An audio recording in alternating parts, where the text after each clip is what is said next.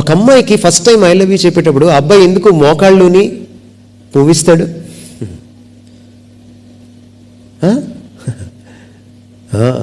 ఆ రోజు వాడి జీవితం నిర్బంధంలోకి వెళ్ళిపోతుంది. కమిట్ అయిపోతాడు. యేసు ప్రభుతో కమిట్ అవ్వడం అంటే తెలుసా మీకు? యేసు ప్రభుకి నా సర్వ స్వేచ్ఛను దారాదత్తం చేయడం. ఒక రకంగా అది బానిసత్వం. అందుకని అపోస్తలులు ఏమని రాసుకున్నారు? The bond servant of Jesus Christ and called to be an apostle, I Paul.